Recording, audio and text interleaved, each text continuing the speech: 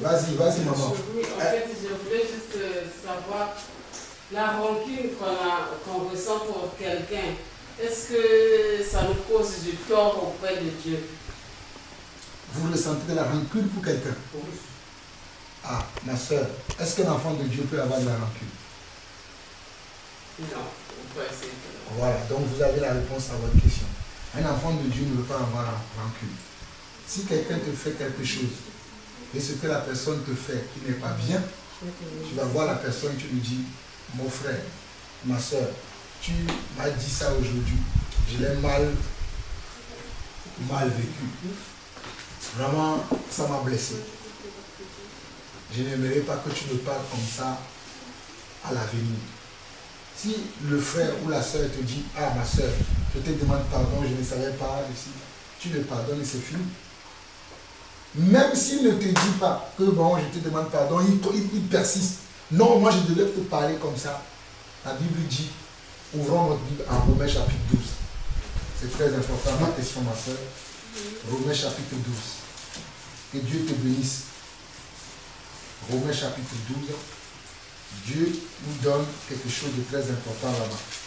Romains chapitre 12.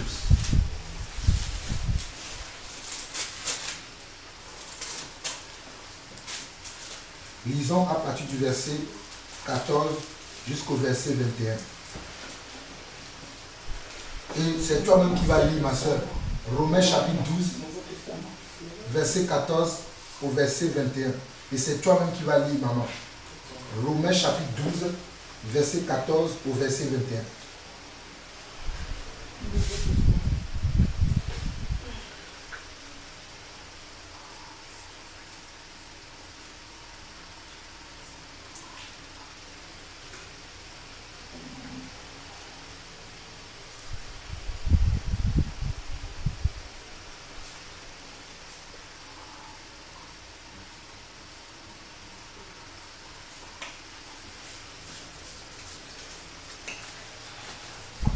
Bénissez ceux qui vous persécutent.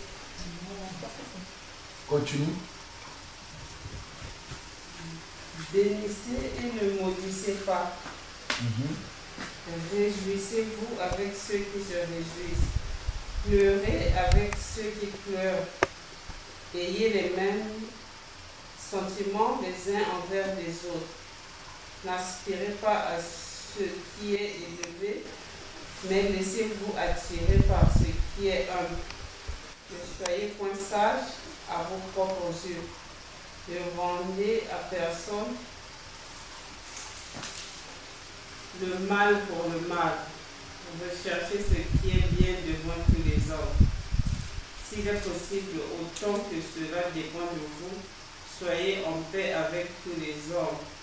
Ne vous vengez point vous-même, bien-aimés, mais laissez agir la colère, car il est écrit, à moi la vengeance, à moi la rétribution, dit le Seigneur. Mais si ton ennemi a faim, donne-lui à manger. S'il a soif, donne-lui à boire, car en agissant ainsi, ce sont des charbons ardents que tu amasseras sur sa tête. Ne te laisse pas vaincre par le mal, mais surmonte le mal par le bien. Amen. Tu as compris, ma soeur, ou pas? Oui, j'ai compris. Voilà. Nous, les enfants de Dieu, nous ne maudissons pas les gens, nous les bénissons. Et à partir du verset 17, il dit, ne rendez à personne plutôt le mal pour le mal. Si quelqu'un nous a fait du mal, en tant qu'enfant de Dieu, nous ne lui retournons pas la monnaie de la pièce. Donc, vu que tu m'as injurié, moi aussi je vais t'injurier. Vu que tu m'as traité de malade, moi aussi je vais te traiter de moi-même. Moi je vais aller plus loin, moi je vais te traiter de fou ou de folle. Non, ce n'est pas la manière de faire des enfants de Dieu. Et il dit, s'il est possible, autant que cela dépend de vous, soyez en paix avec tous les hommes. Ne vous vengez point vous-même, bien-aimés, mais laissez agir la colère, car il est écrit, à moi la vengeance, à moi la rétribution, dit le Seigneur. Mais si ton ennemi a faim, donne-lui à manger. S'il a soif, donne-lui à boire, car en agissant ainsi, tu amasseras des charbons ardents sur sa tête. Ne te laisse pas vaincre par le mal, mais surmonte le mal par le bien. Donc ma soeur, un enfant de Dieu ne peut pas garder rancune. Cela peut être même la source d'une maladie. Je t'assure. Celui qui garde rancune, ça veut dire qu'il y a un manque de pardon. Et le manque de pardon peut amener, je vous assure, le manque de pardon peut amener les cancers. Je t'assure. Non, je ne dis pas que vous avez le cancer. Non, je dis, là, je viens d'apprendre que j'ai de l'arthrose au genou. Vous voyez, il y a certaines choses, certains péchés que nous commettons. Si nous persistons dans ces péchés-là, ça peut nous amener à avoir des maladies très graves. C'est pour ça qu'il faut pardonner à son frère, il faut pardonner à sa soeur et il ne faut pas garder rancune. Quand tu gardes rancune, c'est que tu portes la personne dans ton cœur, tu ne le libères pas. Et comment tu veux que Dieu te pardonne toi? Souvenons-nous de la prière de notre Père. Pardonne-nous nos offenses, comme nous pardonnons nous aussi à ceux qui nous ont offensés. Mais si toi tu ne pardonnes pas, mais Jésus t'a pardonné. Imagine si Jésus veut nous retenir tous les péchés que nous avons commis, que nous commettons encore d'ailleurs. Et quelqu'un nous a fait quelque chose de déplacé. On veut garder rancune. Ma soeur, s'il te plaît, libère la personne. En libérant la personne, tu te libères toi-même. Je te dis la vérité. En libérant la personne, tu te libères toi-même. Non seulement tu te libères, tu reçois ta délivrance, tu es dans la paix. Mais quand tu gardes rancune, tu n'es pas libre. Tu es coincé. Mais quand tu pardonnes à la personne, et quand je dis pardon, c'est un vrai pardon, tu peux même appeler la personne et lui dire. Mais c'est pas facile, il m'a fait tellement de mal, c'est mon ex-mari. Ma soeur, tu n'es pas venue ici pour rien. Moi qui voulais dormir, maintenant tu vois que je ne peux plus dormir. Moi je vais t'exhorter. Ah ma soeur, prends Mathieu. Je ne vais plus dormir. Dieu veut te guérir. Amen. Dieu veut te guérir aujourd'hui. Alléluia. Dieu veut te guérir. Amen. Alléluia. Ma soeur, tu dors, Mourane, va embrasser ta soeur. Va embrasser ta soeur. Elle est dans les pleurs, va l'embrasser. Et dis-lui que la paix de Dieu remplisse ton cœur. Il faut qu'elle pardonne son ex-mari. Embrassez-la. Dieu fait son travail. Amen. Nous bénissons le Seigneur. Alléluia.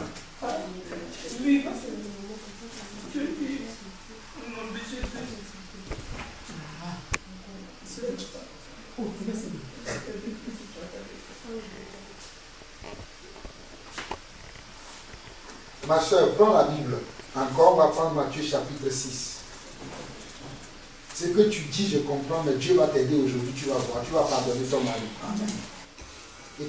Et l'arthrose va quitter ton corps aujourd'hui. Amen. Je te dis que l'arthrose va quitter ton corps aujourd'hui. Tu peux aller même dès lundi matin à l'hôpital. Ils vont te dire que l'arthrose est partie. Amen. Regarde Matthieu chapitre 6. Lisons à partir du verset 9. Voici donc comment vous devez prier. Notre Père qui est aux cieux, que ton nom soit sanctifié, que ton règne vienne, que ta volonté soit faite sur la terre comme au ciel. Donne-nous aujourd'hui notre pain quotidien. Pardonne-nous nos offenses, comme nous aussi. Ma soeur, regarde bien, pardonne-nous nos offenses. C'est-à-dire les offenses que nous faisons aux autres et que nous te faisons à toi, notre Dieu, pardonne-les-nous, comme nous aussi nous pardonnons à ceux qui nous ont offensés. Pardonne-nous, à nous, tes enfants, nos offenses. Est-ce que tu crois que toi, tu n'as jamais offensé le Seigneur? Est-ce que toi, tu crois que tu n'as jamais offensé quelqu'un d'autre? Tu l'as déjà fait. Dieu t'a pardonné. Mais pourquoi toi, tu ne pardonnes pas ton ex-mari? Quel est le problème qui peut être au-dessus de toi et que tu ne pourras pas pardonner ton ex-mari? Tout est possible, n'est-ce pas, à celui qui croit, non? Comment tu peux dire que non, c'est mon ex-mari? C'est difficile. Ma soeur, Dieu va t'aider aujourd'hui. Amen. Dis avec moi, Dieu, tu vas m'aider aujourd'hui. Répète cette phrase. Je vais pouvoir pardonner mon ex-mari. Amen. Prends maintenant avec moi Matthieu chapitre 18. Nous sommes en train de faire la délivrance. La délivrance, des fois, vient juste par la parole.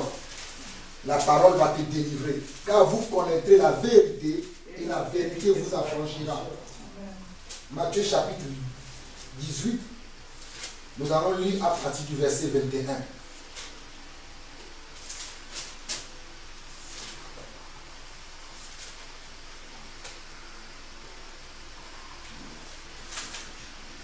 Nous allons terminer au verset 35.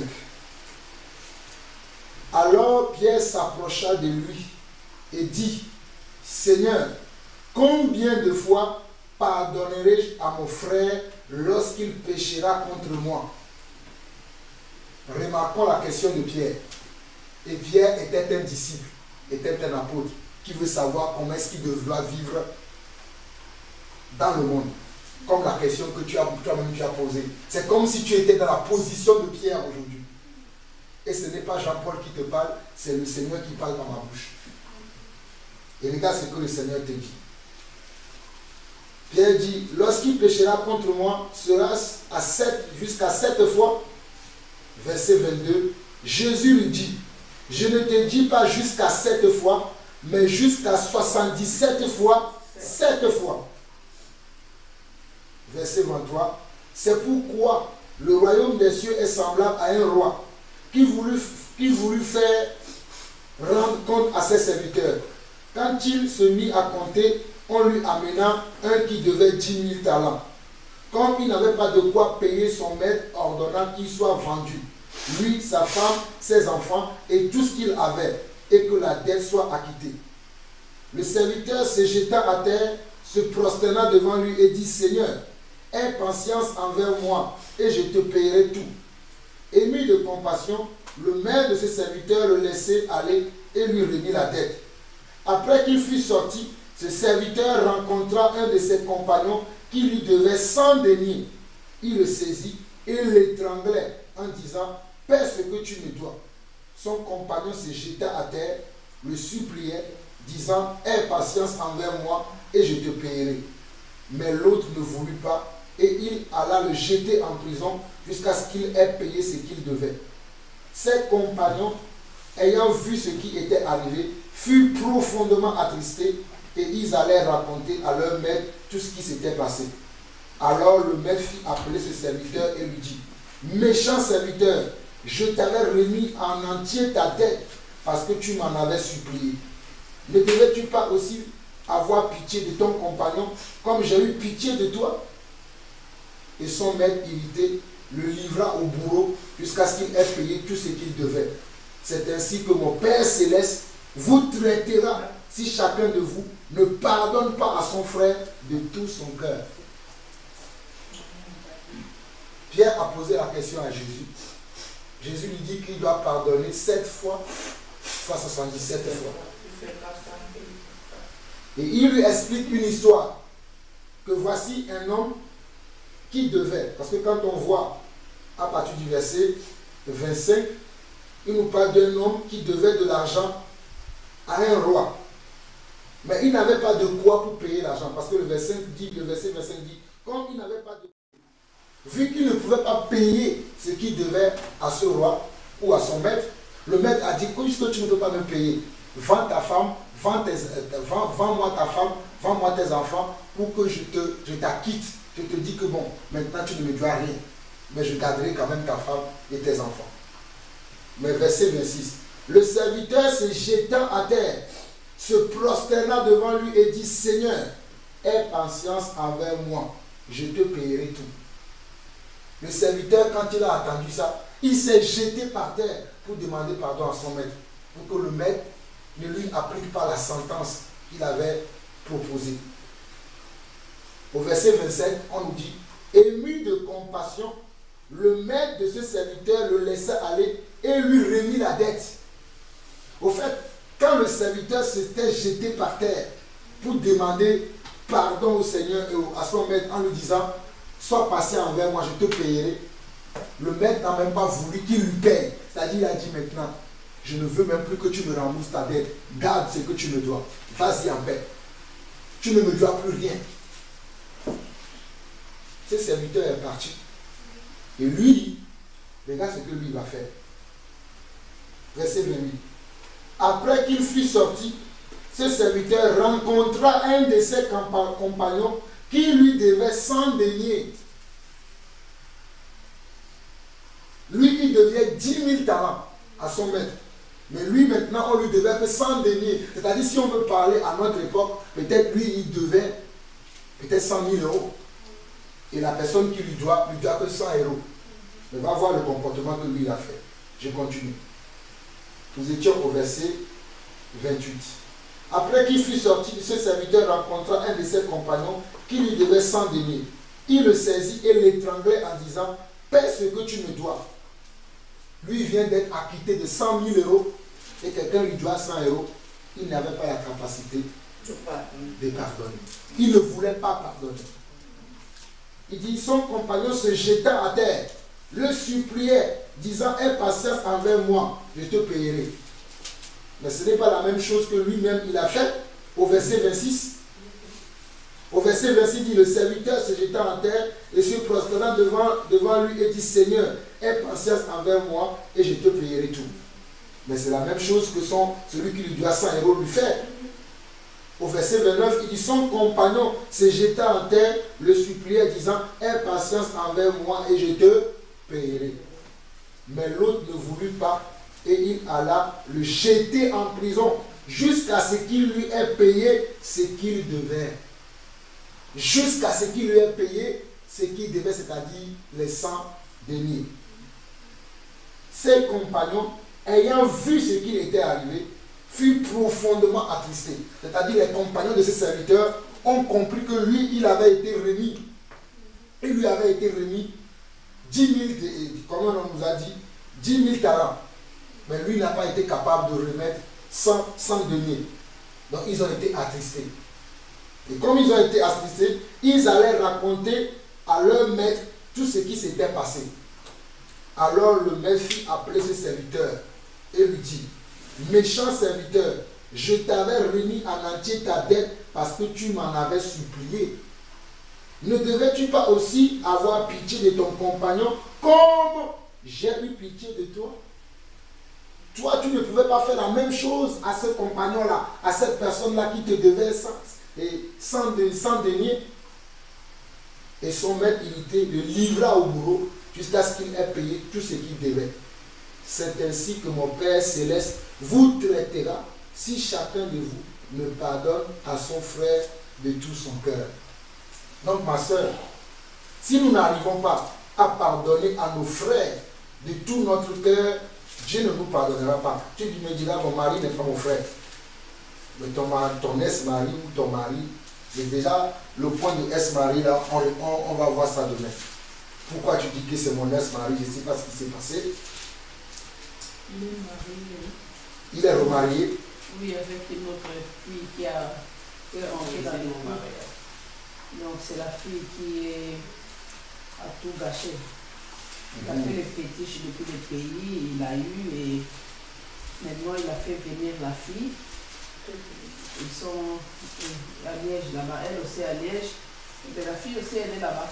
Donc là, ils ont un enfant avec cette fille. Ok. Mais l'adultère, on peut le pardonner. Hein. Mais ils sont déjà mariés, il a donné la dot à... Non. Non, en fait, Tu sais que je vous ai enseigné ici le mariage. Tu te rappelles? Oui. Voilà. Même si lui il est parti, il a donné, même la dot, c'est son femme qui est là. C'est sa femme qui est là. Même s'il est pas. Il peut même aller prendre, je ne sais pas, 50 femmes, donner la dot partout. Mais c'est sa femme qui est là. On avait fait déjà cet enseignement-là, je ne vais pas revenir sur ça. Maintenant, ma soeur est libre si elle ne veut pas la pardonner, elle est libre. Parce qu'il y a une exception quand il y a l'adultère. Si ma soeur me dit que bon, moi, ça c'est très dur pour moi à pardonner, je veux plus vivre avec lui, je ne veux pas le pardonner, tu peux le faire. Mais néanmoins, tu dois attendre sa mort avant de se remarier. Mais bon, ce n'est pas le point là. Déjà, ce qui est important pour moi, c'est que tu pardonnes. Bon. Amen. Je vais prendre un dernier passage, et peut-être les frères auront des choses à dire. Je vais prendre un dernier passage, Luc chapitre 17. Et c'est là où Dieu va t'aider maintenant. Luc chapitre 17.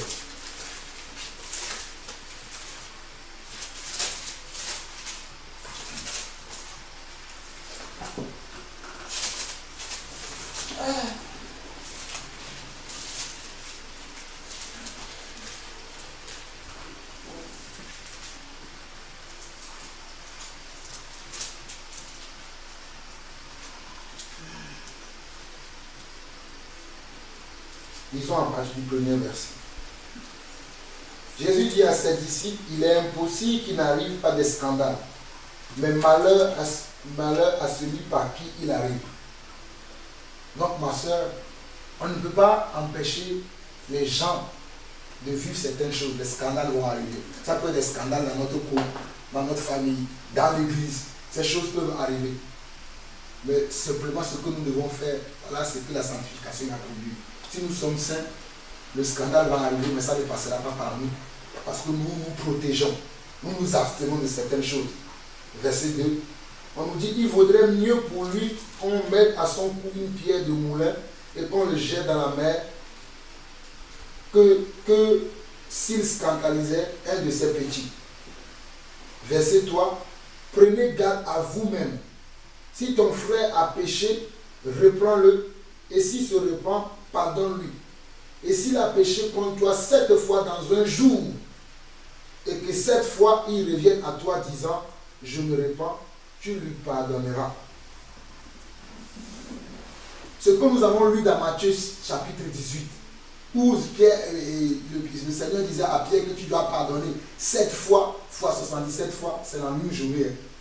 C'est lui qui nous révèle. Ce n'est pas dans toute la vie de la personne. C'est-à-dire dans une journée. Imaginons, déjà moi je ne sais pas si je peux blesser mon frère Alain Patrick. Dans une journée, je ne sais pas si je peux arriver à le blesser déjà 7 fois, fois 77 fois déjà. Dans une seule journée, je ne sais pas si ça peut arriver. Maintenant, si ça arrive, Dieu me dit que si le frère me demande pardon, je dois le pardonner. Et dans la suite, il dit au verset 4, et s'il a péché contre toi 7 fois dans un jour, et que 7 fois il revienne à toi disant, je me repens, tu lui pardonneras. Regarde le verset 5. Les apôtres disent au Seigneur, augmente-nous la foi. Le pardon, quand on est blessé à notre homme intérieur, il faut la foi pour pardonner. Quand on est blessé à l'intérieur de nous, il faut vraiment la foi et l'amour de la personne qui nous a blessés pour pardonner. Si on n'a pas la foi, si on n'a pas l'amour pour la personne, on ne peut pas pardonner. Il nous faut vraiment l'amour. Ma soeur, je sais ce que cet homme a fait. C'est grave. C'est inqualifiable. Je ne sais pas avec quel mot je vais qualifier. Mais tu dois lui pardonner. Si cela t'a amené à pleurer, ça veut dire que ce qu'elle t'a fait t'a vraiment touché. Ça t'a vraiment blessé à ton homme intérieur. Mais Dieu veut te guérir aujourd'hui. Oh ma soeur, Dieu veut te guérir aujourd'hui. Je vais lire un dernier passage, et là je ne vais pas le commenter. Juste un dernier passage. Je ne vais pas le commenter, c'est toujours dans Luc. Et c'est un conseil que je te donne, tu le méditeras toi-même. Tu vas le méditer toi-même. Moi je vais prier pour toi, pour que tu puisses avoir la foi pour pardonner à cet homme ce qu'il t'a fait. C'est Luc chapitre 8, le verset 40 au verset 50. Luc chapitre, plutôt 7, et du chapitre 8. Luc chapitre 7, verset 40 au verset 50. Et comme j'ai dit, je ne vais pas le commenter, mais toi-même tu vas aller le méditer et tu verras que ça va te faire du bien. Je lis simplement la parole de Dieu. Jésus prit la parole et lui dit, Simon, j'ai quelque chose à te dire. Maître, parle, répond-il. Un créancier avait 2 débiteurs. L'un devait 500 deniers et l'autre 50. Comme il n'avait pas de quoi payer, il leur remit à tous 2 leurs dettes. Lequel l'aimera le plus? Simon répondit, celui, je pense, auquel il a le plus remis. Jésus lui dit, tu as bien jugé. Puis, se tournant vers la femme, il dit à Simon, vois-tu cette femme? Je suis entré dans ta maison et tu ne m'as point donné d'eau pour laver mes pieds. Mais elle les a mouillés de ses larmes et elle les a essuyés avec ses cheveux. Tu ne m'as point donné de baiser, mais elle, depuis que je suis entré, elle n'a point cessé d'embrasser mes pieds. Tu n'as point versé d'huile sur ma tête, mais elle a versé du parfum sur mes pieds. C'est pourquoi, je te dis, ses nombreux péchés ont été pardonnés, car elle a beaucoup aimé. Mais celui à qui on pardonne peu, aime peu. Et il dit à la femme, tes péchés sont pardonnés. Ceux qui étaient à table avec lui, celui a dit en eux-mêmes, qui est celui-ci qui pardonne même les péchés? Mais Jésus dit à la femme, ta foi t'a sauvée, va en paix. Ma soeur, je vais appliquer cette parole. Parce que tu as posé la question, tu n'as pas loupé la bénédiction, que Dieu te bénisse. Tu es venu ici spécialement pour ça. Ce n'est pas un hasard que tu sois là. Et que à 4 heures, je ne sais pas si là il est 4h20 dans ma montre. Mais Dieu veut que tu pars ici restauré. Amen. Dieu veut que tu pars d'ici dans la paix. Amen. Que tu ne portes plus ton mari dans ton cœur, mais que tu lui pardonnes. Parce que tu l'as aimé beaucoup. Mais lui, il t'a aimé peu. Mais toi, tu l'as aimé beaucoup. Et tu continues même à l'aimer. C'est pour ça que tu sens ce mal. C'est normal. Mais tu as besoin de la libérer aujourd'hui, de le libérer plutôt aujourd'hui. Et de lui pardonner tout, afin que Dieu te restaure. Tu sais, notre Dieu est le Dieu qui efface toute l'âme de nos yeux. Dieu t'a vu pendant tous ces moments où ce monsieur t'a humilié. C'est une humiliation. Qu'un homme comme ça, il abandonne une femme aussi belle comme toi, avec 3 enfants, aussi calme comme toi. Depuis qu'on est arrivé aujourd'hui ici, je ne t'ai pas vu parler beaucoup. Tu es dans ton compte. Le monsieur qui a fait ça, je ne le connais pas, mais c'est un péché grave. Mais toi, ne le garde pas dans ton cœur. Libère-le. Il a affaire avec son Dieu. C'est Dieu qui va te le venger, comme nous avons vu dans Romains chapitre 12. Si tu n'as pas la capacité, moi je vais prier pour toi. Comme ça tu puisses le pardonner. Et que Dieu te libère de ce péché. Parce que garder rancune, ne pas pardonner quelqu'un, c'est un péché. Tu vois? Elle a son bras sur la tête. Non, ne t'agenouille pas. Non. Assis-toi. Jamais, il ne faut pas s'agenouiller devant un homme. C'est devant Dieu qu'on s'agenouille. Seigneur, comment tu t'appelles, ma soeur? Seigneur notre Dieu, nous te bénissons, nous te glorifions. Père, tu nous as amenés ici pour délivrer ta fille Cynthia. Au milieu de la nuit, Seigneur Dieu, ta fille t'a demandé comment je pourrais être libéré de la rancune. Seigneur, ta parole déclare que c'est toi qui donnes le vouloir et le faire. Je prie maintenant que ce vouloir et ce faire puisse rentrer dans le cœur de ta fille Cynthia, papa. Que tout le mal que ce monsieur lui a fait, qu'elle puisse la pardonner. Seigneur, augmente sa foi dans ce domaine. Dans le domaine de la blessure, dans le domaine de manque de pardon. Augmente sa foi maintenant même. Et délivre-la, Seigneur Dieu, de cette chaîne dans laquelle Satan voulait la lier. Satan, au nom de Jésus, tu libères maintenant notre soeur Cynthia. Elle reçoit maintenant sa délivrance. Et elle reçoit la guérison. La trose. Je te donne maintenant de quitter son corps au nom de Jésus. Tu libères maintenant Cynthia au nom de Jésus. Ta place n'est pas dans son corps. Amen. Car son corps est le temple de l'Éternel. Tu quittes maintenant le corps de notre soeur au nom de Jésus. Au nom de Jésus. Parce que Cynthia que tu vois ici, c'est une fille de Dieu. Elle aussi est une fille d'Abraham. Héritière selon la promesse. Donc tu quittes son corps, tu débarrasses le plancher. Amen. Maintenant. Amen. Ma fille,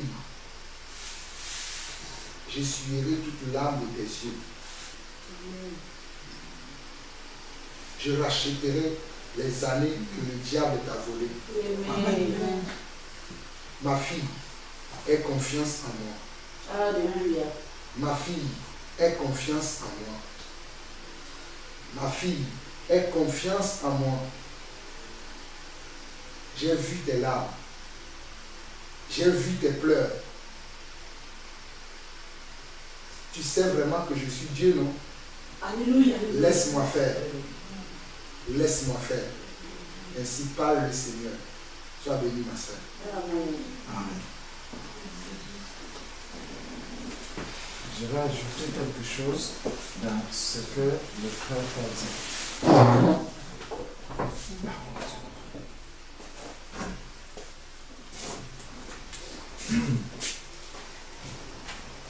Ma sœur Cynthia,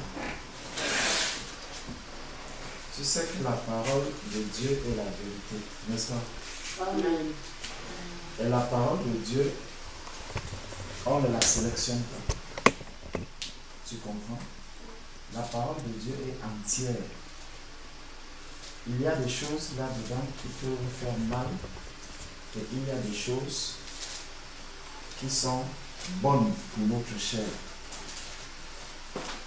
Prends 1 Corinthiens chapitre 7.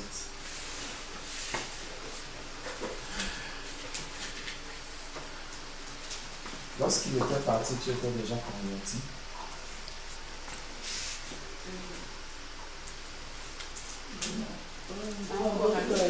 Tu étais déjà... Pardon. Elle, bon, en fait, c'est ma soeur pour moi, ça fait 16 ans qu'on est ensemble. Au pays, elle était chez les témoins de Jéhovah. Après, quand elle est venue ici, bon, elle vient de Congo-Brazza. Bon, le Congo-Brazza, ils ne sont pas vraiment chauds pour la prière comme l'autre côté de la RDC. Alors, arrivé ici, le mari il était aussi dans les Mormons. Hein? Ouais, il était là-bas. Donc, elle ne priait pas. Hein? Il n'y a rien du tout. Bon, il était dans son coin. Donc, elle a commencé juste à fréquenter une assemblée. Presque le mari, il partait déjà là. Bon, assemblée là, si tu vas le pasteur lui-même, il est sapé comme jamais. Les enfants là, donc c'est vraiment une miroir. Moi, je dis que le pasteur là, il venait seulement pour montrer les habits. Bon, je l'ai quand même encouragé. Moi aussi, à l'époque, je ne voyais pas aller jouer ce que je vais l'envoyer. Donc, rester là, la parole n'était pas bonne, tout là. Bon, des messieurs quand même pour qu'on voit que oui, c'est un pasteur. Et comme ça, vraiment, elle l'a baptisé. Moi, je crois qu'elle est baptisée. Elle est enterrée vivante. Elle est vraiment enterrée vivante. Oui, donc vraiment, il n'y a pas, elle n'est pas encore. On fait quand même l'effort. Parce que moi et maman, on a commencé ensemble de chercher vraiment à faire tomber les écailles en nous. Mais elle est un peu longue par rapport à nous. Voilà. Oui, bon, avant, quand on suivait de l'autre côté, là-bas, il n'arrivait pas à supporter Georges. Tu sais, Georges, quand il prêche, il crie. Mais après, petit à petit, il dit non, va au moins, le frère Japon, comment elle est douce. Voilà. Je dis, va à être en Jésus. Là-bas, c'est toujours. Tous les jours, on parle, c'est toujours, je la parle toujours de Dieu. Bon, il y a des moments où, bon, c'est ma soeur, c'est une femme. Il y a des moments où on parle mal, tout là. On est là. Donc, moi, je crois, bon, elle-même, elle va confirmer ça plus tard, si Dieu lui met à cœur. Mais elle est enterrée vivant. Oui. Mais au fait, ce qui s'est passé, c'est quoi? Quand elle a commencé à dire ça, elle dit que j'ai de la rancune avec quelqu'un. Moi, là où j'étais, je savais qu'elle était quelqu'un qui avait de rancune. Après, par la suite, quelque chose qui me dit que non, il faut la dire clairement avec qui tu as ce rancune-là. C'est ton mari, elle a accepté. Et quand je lui ai dit ça, c'est là où il a sursauté, c'est-à-dire l'esprit de Dieu. Là, il a peine à avouer que c'est mon ex-mari. C'est comme ça que ça s'est passé. D'accord. Ça, Cynthia. as suivi, tu étais là depuis hier, avant-hier, depuis vendredi, tu es là? Non, elle est venue le matin, elle a fait travailler. Elle est venue samedi. Aujourd'hui. Tu sais, C'est aujourd'hui matin. Non, hier. Hier samedi matin. Tu sais, la première chose qu'il faut faire, parce que tout à l'heure, quand le frère priait pour toi par rapport à la foi, c'est que le frère a utilisé un verset en disant le vouloir et le faire ne viennent que de toi. C'est que c'est avec l'Esprit de Dieu que tu peux pardonner. Tu comprends? C'est avec l'Esprit de Dieu que tu peux pardonner. Donc, c'est le pardon est une propriété des enfants de Dieu. Parce que nous avons l'Esprit de Dieu. Est-ce que tu comprends ça? Parce que Jésus-Christ, Jésus est venu sur la terre pour accorder le pardon des péchés aux hommes. La Bible dit que c'est le sang de Jésus qui nous purifie de tout péché. Tu comprends? Jésus étant à la Jésus a dit, Père, pardonne-leur, car ils ne savent pas ce qu'ils font. Amen. Tu comprends? Donc, le fait que tu n'arrives pas à pardonner révèle quelque chose qui te manque. Est-ce que tu comprends? C'est que le Seigneur t'attire. Le Seigneur t'attire à lui. Peut-être que tu as connu le Seigneur d'une certaine manière, mais le Seigneur voudrait que tu le connaisses véritablement. Amen. Tu comprends? Il veut que tu le reçoives lui-même, que tu t'engages véritablement avec lui. Amen. Donc, il y a le problème déjà de la nouvelle naissance. Tu dois naître de nouveau. Quand on parlait tout à l'heure des mauvais baptêmes et de tout cela, cela devait te parler. Quand on parlait des mauvais baptêmes, en fait, c'est que si tu n'es pas mort véritablement, tu as été enterré vivante. Tu comprends? Et lorsque tu as été enterré vivante, il y a ce cri qui est à l'intérieur de toi qui te dit non, non, tu n'es pas. En fait, c'est comme si tu as déjà lu la parabole des noces dans la Bible. Bon, la parabole des noces, c'est que, je vais résumer, je ne vais pas la lire, c'est qu'il y a les noces qui sont faites, donc les noces, c'est une cérémonie de fête ou quelqu'un, le mariage. Et il y a quelqu'un qui est à l'intérieur, qui se retrouve aussi là. Il est dans la fête, mais en fait, sa place n'est pas là. Tu comprends? Parce que tout ce qu'on est en train de partager depuis là, en fait, c'est la nourriture pour les enfants de Dieu. Donc, toi, tu te retrouves là et il y a des choses que tu entends, il y a des choses que tu reçois parce que le texte de 1 Corinthiens 7 sur lequel je voulais partir, tu vois, la parole de Dieu dit que si le non-converti décide de partir, qu'il parte, nous sommes appelés à vivre en paix. Amen. Tu vois? Amen. Donc, en lisant ce verset-là, ce verset devait t'apaiser et commencer à prier pour lui. Est-ce que tu comprends? Donc, ce qu'il te faut, la première chose qu'il te faut, c'est d'abord de te repentir de tes péchés. Tu comprends? Tu dois te repentir de tes péchés et tu dois prendre l'engagement de passer dans les eaux du baptême. Est-ce que tu comprends? Ça, c'est ce que tu dois d'abord faire. Parce que c'est de là, comme on a vu, que lorsque tu sors des eaux du baptême, la voix se fait entendre Dieu en disant, celle-ci est ma fille, Alléluia, en qui je mets toute mon affection. Amen.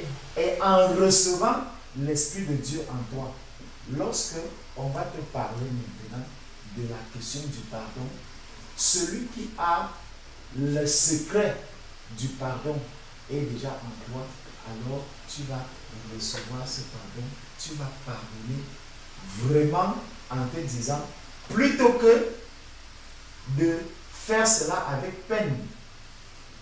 Parce que quelqu'un qui t'a fait du mal, tu vois, quelqu'un qui t'a fait du mal, lorsque on arrive devant le tribunal, celui-ci m'a fait du mal. Est-ce que tu reconnais lui avoir fait du mal? Oui, on te condamne. Mais pour un enfant de Dieu, le désir le plus fort qu'il y a dans le cœur d'un enfant de Dieu, c'est de voir la personne qui devait être condamnée, pardonnée, libérée. Amen. C'est pour ça que Christ est venu sur la terre. Nous méritions tous la condamnation, mais Jésus-Christ est venu pour que nous soyons libérés. Est-ce que tu comprends? Donc ça, c'est la première chose, c'est ce qui est très important pour toi. Puisque pour les enfants de Dieu, là maintenant, je t'ai déjà dit ce qu'il te faut pour toi. Maintenant, pour les enfants de Dieu, peut-être parce que après on ne pourra plus parler de ce sujet, je vais donc te dire quelque chose. Le Seigneur a dit à Josué ceci, avant d'aller dans 1 Corinthiens 7, le Seigneur a dit à Josué que ce livre de la loi ne s'éloigne point de ta bouche. Médite-le jour et nuit. C'est un verset que le frère Jean-Paul a pris pour la sœur Gloria. Donc, que ce livre de la loi ne s'éloigne point de ta bouche. Médite-le jour et nuit pour agir fidèlement selon tout ce qui est écrit. Tu vois, quand tu es un enfant de Dieu, la parole de Dieu devient ta nourriture. Donc, la parole de Dieu devient quelque chose que tu vas méditer. C'est la question que la sœur Maria a posée tout à l'heure. Comment on médite la parole de Dieu? Lorsque tu vas méditer la parole de Dieu, tu vas la lire, tu comprendras ce qui est écrit et ça va te parler. Lorsque tu liras les textes concernant l'amour, les textes concernant le pardon, ça va te parler dans ton cœur.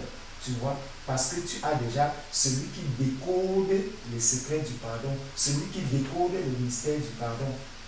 Tu l'as déjà en toi. Donc, il va t'aider maintenant à prendre un chemin pour pouvoir pardonner à cet homme.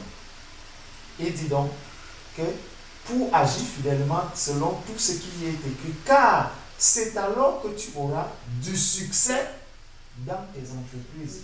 Lorsque tu entreprends la démarche pour le pardon, en méditant la parole, tu auras du succès dans cette démarche de pardon. Pourquoi? Parce que tu connais la volonté de Dieu par rapport au pardon. Et la volonté de Dieu par rapport au pardon, on se trouve ici devant. Tu comprends? Tu auras du succès dans tes entreprises et c'est alors que tu réussiras dans ta démarche de pardon. Et lorsque tu auras réussi dans cette démarche de pardon, la joie sera dans ton cœur, tu n'auras plus de la rancune. Mais lorsque tu arriveras au milieu des enfants de Dieu, est-ce qu'il y a un sujet de prière? Oui. Prier pour l'homme qui m'avait épousé, mais qui aujourd'hui est parti avec une autre femme. Tu vois? Ça ne sera pas dans les pleurs que tu vas le dire, mais ça sera avec un cœur de miséricorde pour une âme qui est perdue. Tu comprends un peu? Et le Seigneur nous dit encore dans le psaume 66. Déjà avant le psaume 66, le Seigneur nous dit dans Hébreux 12, verset 14, vous recherchez la paix avec tous les hommes et la sanctification sans laquelle il ne verra la face du Seigneur. Tu vois? Donc, dans la paix avec tous les hommes, c'est que même avec cet homme qui t'a quitté, tu dois rechercher la paix avec lui. Tu comprends? Et c'est avec l'Esprit de Dieu que tu pourras faire la paix avec cette personne. Ce n'est pas avec un autre esprit. Sans Jésus, tu ne peux pas faire la paix avec lui. Parce que chaque fois que tu vas t'approcher de lui, la seule chose qui viendra, c'est que, écoute, moi je viens parce que je dois demander ceci. Je viens parce que tu m'as fait du mal. Je viens parce que, tu seras toujours en train de ressasser toutes ces choses-là. Mais lorsque le Seigneur Jésus t'a déjà donné le secret pour la paix, tu sais déjà que cet homme-ci, il est perdu. Tu ne peux pas aller lutter avec un mort. Si aujourd'hui tu arrives, même si le mort te doit de l'argent, il y a un monsieur qui avait fait un sketch au Cameroun. Et justement, il avait prêté de l'argent à quelqu'un. Après, on vient lui apprendre que la personne est décédée. Il prend d'abord ça pour de la rigolage. Il dit, mais non, vous ne pouvez pas me dire qu'il est décédé. Avec tout mon argent qu'il a, il est parti, il est arrivé à la mort. C'est un sketch. Il arrive à la mort. Quand on lui montre la personne, il dit non, vous me mentez. Il dit, je te connais, tu es trop bandit. Réveille-toi, réveille-toi. Tu vas me donner mon argent. Il secoue la personne, il secoue, il voit que c'est sérieux. Après, il commence, il dit, donne-moi seulement la moitié. Oh. Il secoue la, il dit, donne juste la moitié, je ne te demande même plus la totalité, donne-moi. Quand il a vu que vraiment celui-ci est parti, il a commencé à pleurer le cadavre. Tu vois? Donc, quand tu as déjà, il y a quelqu'un qui est devant toi, qui est mort. Parce que spirituellement, ceux qui n'ont pas le Seigneur sont morts. Toi qui as le Seigneur, le sachant, tu ne peux pas aller mener un combat avec lui. Tu sais que d'office, vous n'allez pas parler le même langage. La seule chose, tu viendras avec l'amour du Seigneur, tu lui parleras avec l'amour du Seigneur et tu vas lui manifester cet amour. Pour que vraiment dans ta prière, dans ta miséricorde, le Seigneur lui fasse grâce afin qu'il puisse se convertir lui aussi. Le jour où il se convertira, ma soeur, la parole de Dieu nous dit dans 1 Pierre que ayez une bonne conduite devant les païens afin qu'ils s'en souviennent le jour où ils se convertissent. Amen. Tu vois? Donc le jour où il se convertira, il va se souvenir que ouais, quelle angoisse j'ai vis-à-vis de Cynthia. Et il se tournera vers toi pour t'appeler. Ce maître-là et dit Cynthia, pardonne-moi aussi. Parce que je t'ai fait beaucoup de mal. Parce qu'il aura compris ce que c'est que faire du mal. Là, il ne sait pas ce que c'est que faire du mal. Tu comprends? Il ne connaît pas la souffrance qui est la tienne. Donc, le Seigneur t'appelle déjà à faire cette démarche-là vers lui d'abord. Et là, il va te dire, recherche la paix avec cet homme. Recherche la paix avec lui. C'est la volonté de Dieu. Le Seigneur nous dit donc, venons maintenant dans le psaume 66. Psaume 66 à partir du verset 16. Psaume 66 à partir du verset 16. Tout à l'heure, le frère a prié pour toi par rapport à la cause. Tu as certainement des prières que tu élèves devant le Seigneur, tu vois. Mais le manque de pardon peut être un blocage de nos prières, pour l'exaucement de nos prières. Tu comprends ça?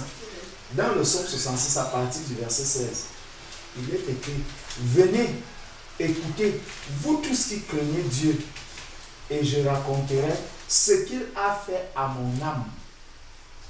J'ai crié à lui de ma bouche, et la louange a été sur ma langue. Donc j'ai crié à lui de ma bouche.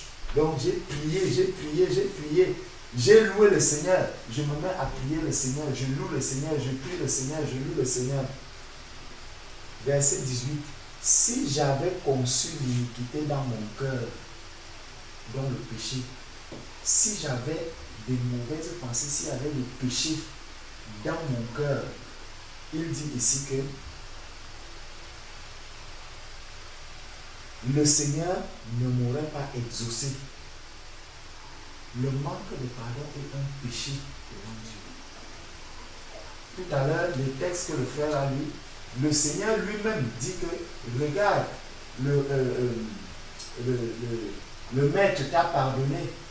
Toi, tu ne pardonnes pas. Tu condamnes l'autre. Tu vois? Donc, le maître n'accepte pas du tout le manque de pardon. Déjà dans le Notre Père, il dit que pardonne-nous nos offenses comme nous pardonnons à ceux qui nous ont offensés. Donc, comme les autres m'ont pardonné, Seigneur, moi aussi, je te demande de me pardonner. Le contraire de ce verset, c'est que, donc, si je ne pardonne pas, toi aussi ne me pardonne pas. Tu vois un peu? Oh, si Dieu ne te pardonne pas, tu es dans le péché, tu restes avec tes péchés. Et tu n'es pas agréable à Dieu. Tu vois un peu. Et comme tu n'es pas agréable à Dieu, étant dans le péché, ça veut dire que tu vas louer le Seigneur, tu vas crier au Seigneur. Et là, ici, le verset 18 nous dit, si j'avais conçu l'iniquité dans mon cœur, le Seigneur ne m'aurait pas exaucé. Donc, il y a beaucoup de prières qu'on peut élever. Si on ne pardonne pas à nos frères et à nos sœurs, ces prières ne sont pas exaucées à cause de cela. Il dit, mais Dieu m'a exaucé. Il a été attentif à la voix de ma prière. Béni soit Dieu qui n'a pas rejeté ma prière et qui ne m'a pas retiré sa bonté. Donc, parce qu'il n'y avait pas cette iniquité, parce qu'il n'y avait pas ce problème de manque de pardon. Donc, on peut encore prendre dans les œuvres de la chair, justement. Parce que le Seigneur nous dit, parmi les œuvres de la chair, il nous cite quoi? Allons voir les œuvres de la chair dans Galates 5. Dans Galates chapitre 5. À partir du verset 16. Ça encore, tu vois, c'est toujours aux enfants de Dieu que ceci s'adresse. Toujours aux enfants de Dieu. Donc ceux qui ont le décodeur pour pardonner, ceux qui ont le secret du pardon, c'est à eux que cette parole-ci s'adresse. Je dis donc, marchez selon l'esprit et vous n'accomplirez pas les désirs de la chair. La chair a des désirs contraires à ceux de l'esprit et l'esprit en a de contraires à ceux de la chair. Ils sont opposés entre eux afin que vous ne fassiez point ce que vous voudriez. Tu as trouvé ce verset? Je suis dans Galates. Galates chapitre 5, verset 17.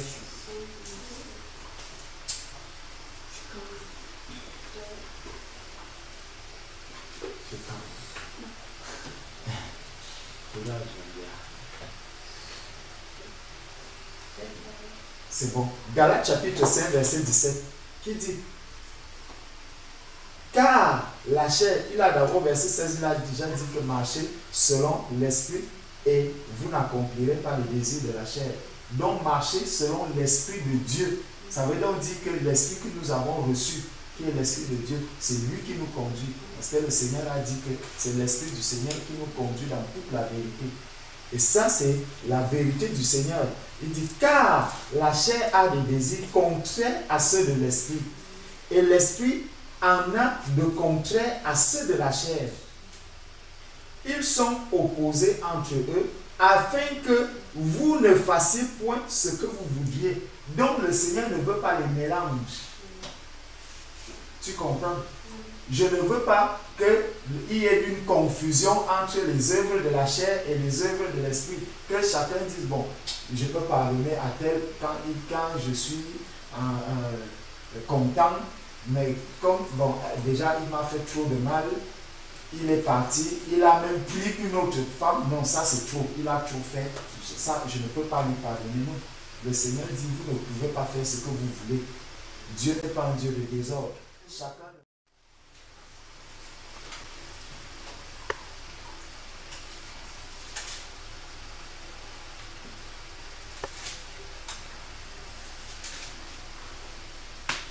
Verset 24. Oui, Marc chapitre 11, versets 24 à 26. Il le verra s'accomplir. Marc, hein? Marc, c'est après Matthieu. Oui. C'est ça? Oui. Non, il faut. Marc chapitre 11, versets 24 à 26. Il faut lire à partir de la première phrase. C'est 23 alors. Ok.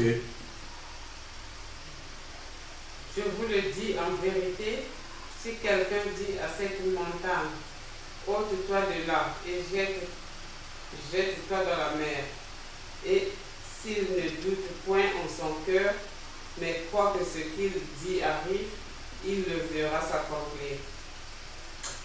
C'est pourquoi je vous dis, tout ce que vous demanderez en priant, croyez que vous demanderez. Non.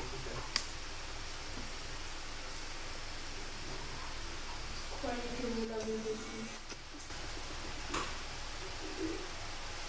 Tout ce que vous demanderez en priant, croyez que vous l'avez reçu et vous le verrez s'accomplir. Et lorsque vous êtes debout, faisant votre prière, si vous avez quelque chose contre quelqu'un, pardonnez afin que votre Père qui est dans les cieux vous pardonne aussi vos offenses. Mais si vous ne pardonnez pas, votre Père qui est dans les cieux ne vous pardonnera pas non plus vos offenses. Amen. Amen. Tu as vu que le manque de pardon est un obstacle direct à la prière.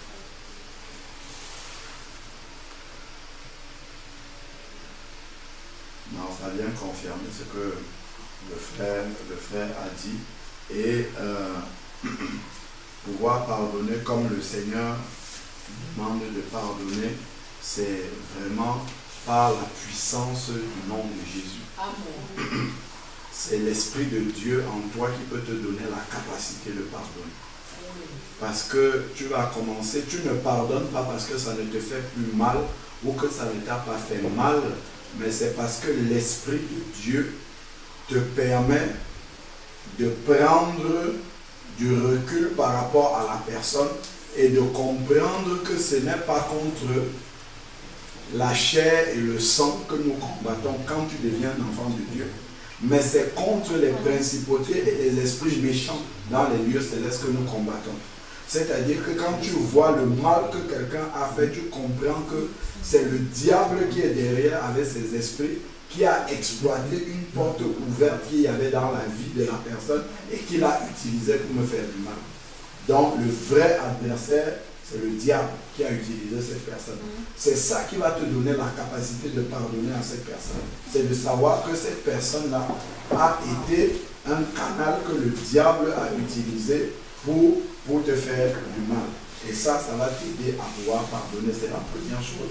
Et ensuite, l'œuvre de l'Esprit de Dieu en toi va te permettre, comme le frère l'expliquait, de voir que, en fait, cette personne-là, c'est aussi une créature de Dieu et une âme que Dieu veut sauver. Donc, je vais lui pardonner, comme le Seigneur m'a aussi pardonné. Le Seigneur ne m'a pas condamné, il m'a pardonné. Et Dieu va te donner la force pour pouvoir pardonner à cette personne-là. Je vais donner quelques témoignages par rapport au pardon. J'avais écouté le témoignage d'un pasteur colombien.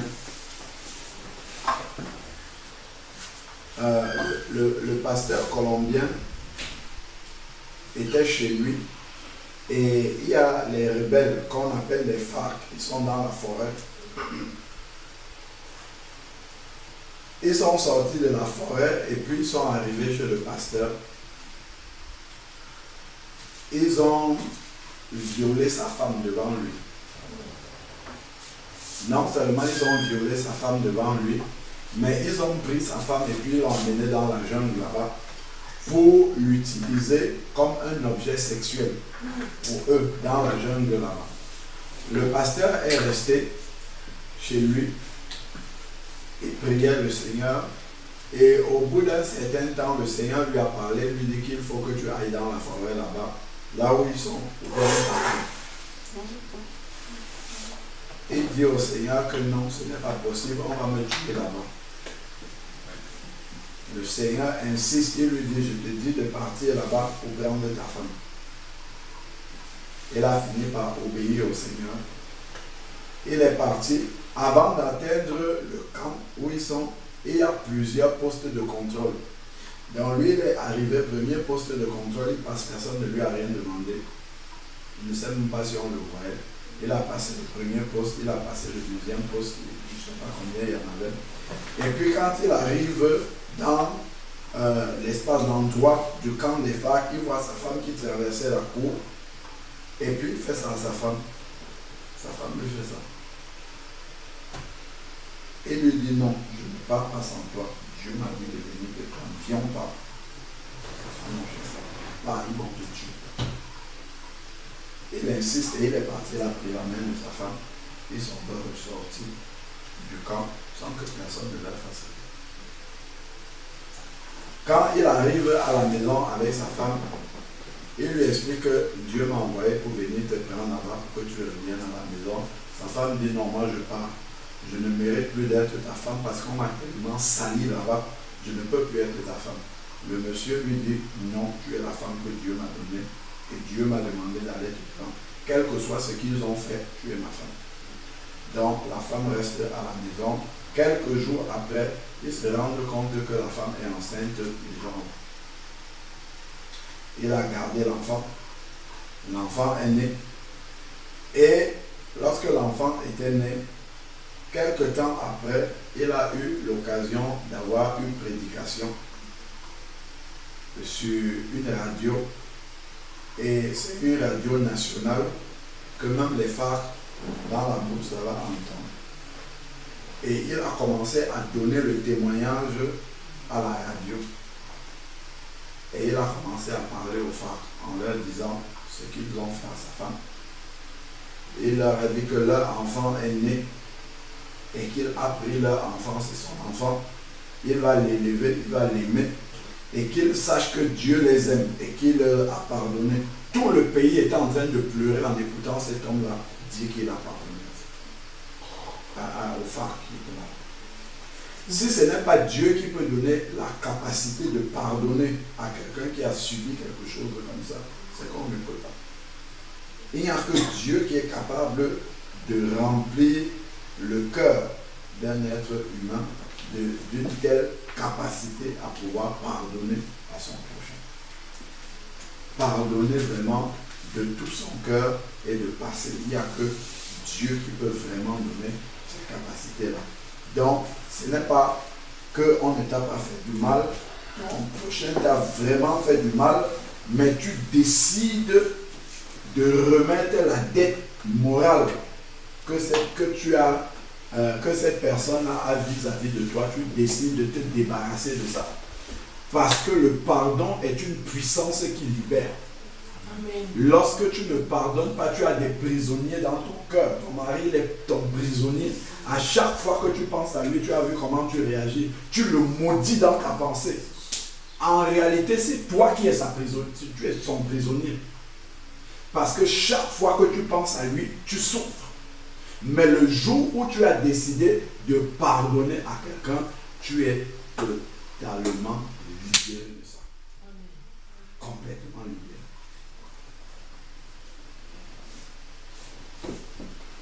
Je me rappelle, je m'étais retrouvé dans une situation où je devais avoir plusieurs offres pour aller travailler chez des clients. Et j'avais prié en demandant au Seigneur de fermer toutes les portes et de laisser une seule qui était sa voix. Effectivement, le Seigneur a fait ça. Il a fermé toutes les portes, il a laissé une seule ouverte et je suis allé pour travailler. Quand je suis arrivé au travail là-bas, je suis tombé sur une responsable qui était tellement méchante envers moi, il parlait tellement mal. On était dans le bureau, peut-être 16 personnes comme ça. Elle criait sur moi devant les personnes. Elle me demande quelque chose, à peine je veux écrire sur moi, ainsi de suite. Même pour aller faire des réunions avec elle, il fallait que j'aille d'abord aux toilettes pour me mettre à genoux, pour prier, demander au Seigneur de me donner de rester calme.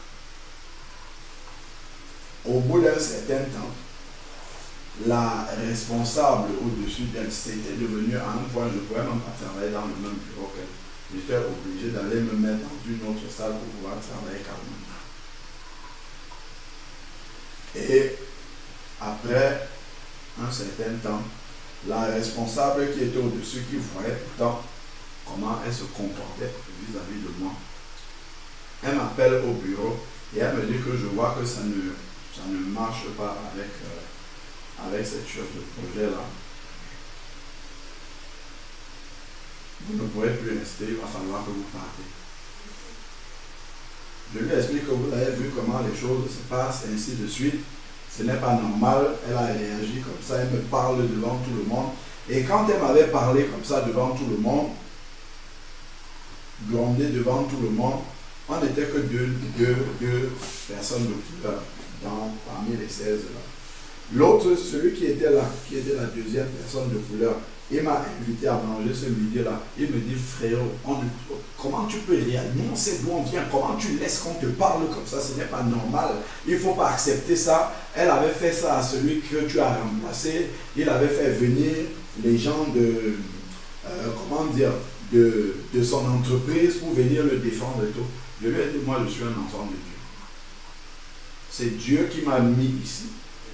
Si Dieu veut que je parte d'ici, il va m'enlever, je ne vais pas aller appeler les gens de mon entreprise, je ne vais rien faire. Je vais laisser Dieu conduire toutes ces choses-là jusqu'au bout. Il dit, si tu laisses, après maintenant, on va dire que ça va, c'est ton travail qu'on va accuser. Elle va dire que tu fais mal ton travail, c'est pour ça que, ainsi de suite. J'ai dit, moi j'ai laissé ça entre les mains du Seigneur, c'est le Seigneur qui va régler ça. Effectivement, quelques mois après, la responsable au-dessus d'elle m'appelle et puis elle me dit que tu vas partir. Et j'ai dit bon, ok. Il me restait encore. On m'a donné un mois avant que je parte. Pendant ce mois-là, j'ai continué par la grâce de Dieu vraiment à essayer de donner un bon témoignage, comme c'était déjà le cas, mais encore en mieux. Et un jour, cette dame-là, qui me rendait la vie difficile, quand j'allais au travail, j'avais mal au ventre, parce que je savais tout ce qui m'attendait là-bas, avec cette dame-là. Je lui ai demandé un rendez-vous, qu'on descende dans un bureau pour discuter ensemble. Quand on est descendu dans ce bureau, je lui ai dit, voilà, tu m'as fait ça. Vraiment, ce sont des choses qui m'ont fait mal. Mais nous sommes ici pour le travail. Mais il n'y a pas que le travail. Derrière le travail, là, nous sommes des hommes, des êtres humains. Demain, je peux te rencontrer. Il ne faut pas que lorsque je te rencontre ici, que je sois obligé de traverser la route pour passer là-bas pendant que toi tu passes ici. Donc, vraiment, je voulais te dire que ça m'a fait mal, mais que j'ai décidé de te pardonner. Parce que je ne veux pas que demain, ça ne sert à rien de se garder rancune et tout ça. En plus, le domaine dans lequel on est petit, peut-être demain on va se retrouver dans un autre travail. Ça ne sert à rien. Et pendant qu'on était en train de parler comme ça, je lui explique qu'effectivement, la chef m'a dit que je vais partir. Mais c'est pour ça que je tenais à ce qu'on discute ensemble par rapport à ça, pour qu'on se sépare de la bonne des façons. Et puis j'ai pris un cadeau que je lui avais apporté, je lui ai donné le cadeau, elle a commencé à pleurer. Elle dit qu'à cause de moi, toi tu vas partir et tu m'apportes un cadeau, je ne peux pas accepter. Je lui dis non, vraiment c'est pour te montrer, pour te prouver que dans mon cœur il n'y a rien par rapport à toi, mais je tenais à te le dire. Et le Seigneur m'a fait partir. Je suis parti de ce travail-là et j'ai même perdu mon travail. J'ai été au chômage pendant 1 an et demi. Ça faisait 10 ans que je travaillais avant. Je n'avais jamais chômé une journée. Je me suis retrouvé au chômage pendant 1 an et demi. Mais je n'avais aucune tristesse dans mon cœur par rapport à cette dame-là. Parce que je savais que je l'avais libérée de mon cœur et que je recherchais à faire la volonté de mon Père. C'est pour ça que j'ai perdu ce travail. Et pendant cette période de chômage, Dieu a fait énormément de choses dans ma vie, dans celle de ma famille. C'est dans cette période que j'ai perdu ma maman. Mais le Seigneur a permis que j'aille rester avec ma maman, qu'on passe du temps dans la prière avant qu'elle ne décède. Il a fait beaucoup de choses. Dans cette période-là, j'ai baptisé mon papa à 70 ans par la grâce de Dieu. C'est Dieu lui-même qui a permis pour me mettre de côté à ce moment-là pour faire ce travail. Mais avant ça, elle est passée par le pardon. Et ce n'est pas un pardon qui est facile. Tu es un responsable de famille, tu as des factures que tu dois payer et quelqu'un te fait perdre ton travail. Tu acceptes de perdre ce travail-là. et tu pardonnes à cette personne. Et après les 1 an et demi de chômage, le Seigneur a permis que je revienne toujours dans la même entreprise. Alors qu'on me disait que tu ne vas plus jamais travailler là-bas. Le Seigneur a permis que je revienne dans la même entreprise et j'ai croisé cette même dame-là dans les couloirs. Et quand je la vois, je peux venir, je l'embrasse parce qu'il n'y a plus rien dans mon corps pour avoir ça. Et c'est elle qui a la tête comme ça. Mais ça, on ne peut faire ça que par l'Esprit de Dieu. Mais parce que si je voulais voir ce que ma chair demande, je ne peux pas accepter d'être écrasé, d'être piétiné comme ça devant tout le monde. Si ce n'est pas Dieu qui peut travailler dans ton cœur et te donner la capacité, la maîtrise de soi, de pouvoir supporter certaines choses, accepter certaines choses et prier pour celui qui t'a fait. C'est vraiment Dieu qui peut donner cette capacité-là.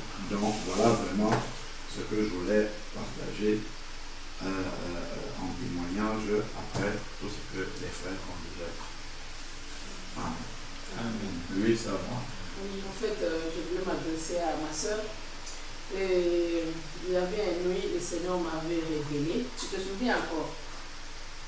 Quand j'étais réveillée la nuit pour dire que le Seigneur m'a montré son mari, il est revenu avec le fils qui est en fait le fils à laquelle il vit avec la femme. Mais la femme, elle était frappée d'une folie. Donc le monsieur a pris l'enfant et il venait à moi pour me dire oui, aide-moi à demander pardon à ta soeur. Alors on est parti. Je l'ai appelée, elle est venue, on est parti dans sa maison. Après, là, la fille, elle était encore au Congo, en fait, à Brazzaville là-bas. Alors, le monsieur, il suppliait vraiment ma soeur. Non, pardon, tout ce que je fais. Mais ma soeur, elle avait un cœur, vraiment, elle ne pouvait même pas pardonner. Elle a dit, regarde la femme que j'ai suivie, elle est frappée de la folie. Là, maintenant, je suis avec l'enfant, donc je ne vois pas où aller, je viens seulement à toi pour qu'on me donne. Mais vraiment, c'était plus fort, et ma soeur ne pouvait pas pardonner à ça. Du coup, je me suis réveillée, même moi-même, même moi, vraiment charnellement, je ne peux pas pardonner. Je ne peux même pas lui donner le conseil de pardonner parce qu'on a traversé vraiment des problèmes. Mais moi qui lui conseille même, tu sais, on est des femmes.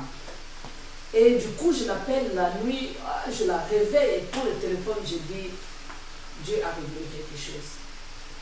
Il faut pardonner à ce type. Regarde ce que Dieu m'a montré. Je lui ai dit. Elle me dit, non, je ne peux pas pardonner. J'ai dit, oui, dans le rêve, le Seigneur m'a montré que c'était impossible que tu pardonnes. Elle a même dit elle-même, je préfère même aller en enfer que de la pardonner. Alors les jours là, je lui ai dit, moi je t'ai dit ce que Dieu m'a dit. En fait, j'ai lavé les mains. Et les jours là, j'avais dit aussi, je ne parlerai plus les mal de ces garçons-là. Mais après, c'est revenu encore, on a continué encore de parler les mal. Et après, on entend que non, la fille, elle est ici. Alors ça nous a choqué encore. Elle est loin. Vous ne la voyez pas, c'est une autre chose. Mais écoutez, même moi à sa place, écoutez que non, la personne, elle est là. Le mari a tout fait avec l'enfant, le mari est rentré avec cette femme et elle était partie dans une fête et il y avait quelqu'un qui était là, qui connaissait le mari, il a pris le téléphone, il dit, oui, elle est là. Alors le mari qui dit à la femme, habille-toi, vite, on va partir. Ils sont venus à la fête, là où elle était. Cette fille qu'elle avait entendu parler, c'est cette fille-là qui a brisé les couples. Aujourd'hui, elle a 16 ans. À l'époque, elle avait 9 ans. La dernière avait 4 ans. Aujourd'hui, elle a 16 ans. La dernière a 9 ans. Alors, vous voyez cette fille-là, vraiment, si c'est bon, avant, parce que moi, j'étais chaud. En tout cas, moi, elle-même, comme elle parle pas, je dis, si j'étais là, j'allais tomber sur le cou de cette fille-là. J'allais bien la faire. Avant. Oui, avant. Avec la colère, tout là. Elle ne parle pas. Elle est, comme vous la voyez, les enfants, ils sont comme des mères. Moi, c'est moi, quand je vois, moi, je suis chaud. Alors, elle a vu, la fille est rentrée. Là, elle était là, elle est restée calme. Elle dit, je ne veux pas de problème. Moi, j'étais fâchée. Si j'étais là, j'allais mettre la Bible à côté. J'allais la faire vraiment. Je dis non, laisse, parce qu'elle a un problème aussi à la justice. Les maris qui a laissé les enfants pendant 7 ans, hein, maman? 6 ans, elle a laissé les enfants et vivait en Afrique. Là, maintenant, la femme, elle est là. Et maintenant, c'est en ce moment-là qu'elle cherche maintenant. Elle aussi, elle veut partager la garde. Lui aussi veut partager la garde des enfants. Alors, tes enfants que toi, tu as élevés, et cette femme-là, après, elle va partager la garde. Donc, c'était dur. On a dit, mais pourquoi là où il fait juste les enfants pour l'argent. Pour l'argent. Là, maintenant, les problèmes sont vers nous sommes en Europe et les périodes sont vers les assistants sociales, tout là. Donc, maman Cynthia, aujourd'hui, c'était ton jour. Tu as écouté les frères, c'est pas pour rien que tu es venu. Maman, tout ce qu'ils ont dit, ça, moi, j'ai dit ce témoignage pour te rappeler seulement dans la vision que Dieu m'avait montrée. Bon, quand on était en train les frères Larson étaient en train de prier avec toi, il y a une chanson qui m'est venue de te dire. La chanson c'est oui, c'est aujourd'hui que Jésus t'appelle. Ça fait si longtemps, il veut te sauver. Oui, c'est aujourd'hui que Jésus t'appelle. Ça fait si longtemps, il veut te sauver. Te sauver, mon ami. Te sauver, mon ami, viens à lui. Te sauver, mon ami. Te sauver, mon ami, viens à lui. Et Seigneur, tu as compris la chanson, c'est en français. C'est la chanson que j'ai reçue quand le frère Larson est en train de prier pour toi. Amen. Ma soeur Cynthia, je sais que je suis fatigué, de temps en temps je dors, mais j'attends ce qu'on dit. Nous sommes encore là. Nous pouvons encore tout baptiser aujourd'hui, avant notre départ. Moi, c'est tout ce que je peux ajouter. Mes frères, chers frères et sœurs, il faut que je me repose. Il y a aussi Thierry, la chair est faible. Il va être baptisé aussi. Alors, il y a un témoignage qui me revient à l'esprit. C'est une sœur qui vient de temps en temps se réunir avec nous à parler là-bas. C'est une sœur dont le mari est parti. Il a quitté et il est parti vivre avec une autre femme. Donc, elle est restée seule. Ils ont un fils ensemble. Donc, elle est convertie à Dieu. Le mari n'est pas converti. Et il a quitté la sœur. Il est parti vivre avec une autre femme. Et la sœur avançait comme ça. Elle ne savait pas que la parole de Dieu lui demande de rester et d'attendre son mari. Et de ne pas aller faire sa vie avec quelqu'un d'autre parce qu'elle est toujours mariée devant Dieu. Donc, quand elle a entendu la parole de Dieu par rapport à ça, elle a eu beaucoup de mal à accepter ça. Elle se disait, mais ça, Seigneur, c'est une injustice. C'est moi qui suis abandonné. Mon mari, lui, il est parti avec une autre femme. Et moi, je dois encore rester pour l'attendre, ainsi de suite. Déjà lui pardonner, c'est déjà beaucoup me demander, mais en plus de lui pardonner, je dois rester moi aussi et ne pas me marier et ne pas faire ma vie. Elle a combattu avec ça et elle a fini par accepter de faire la volonté de Dieu, donc de continuer à prier pour son mari. Et elle a commencé. Elle priait pour son mari, que son mari revienne parce que c'est le désir de son cœur pour ne pas rester seul. C'était d'abord ça. C'est comme ça qu'elle priait. Et après, progressivement, le Seigneur a commencé à changer sa prière. Donc, elle ne priait plus pour demander à Dieu que Dieu ramène son mari. Mais le Saint-Esprit l'a conduit à prier pour demander à Dieu de remplir son cœur d'amour pour la femme qui était avec son mari.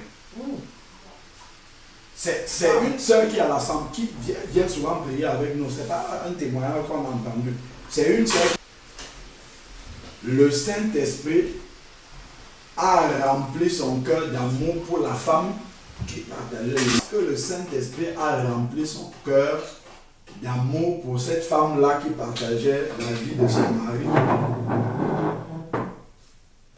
Elle a donc commencé à prier pour cette femme.